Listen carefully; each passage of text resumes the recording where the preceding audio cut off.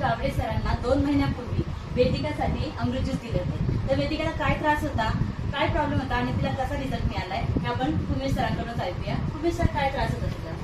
तिला अगोदर पूर्ण म्हणजे काय समजतच नव्हतं की आपल्याला याला काय त्रास आहे. भरपूर डॉक्टर गेले आणि त्यानंतर समजलं की तिला सांधेवातचा हे आहे.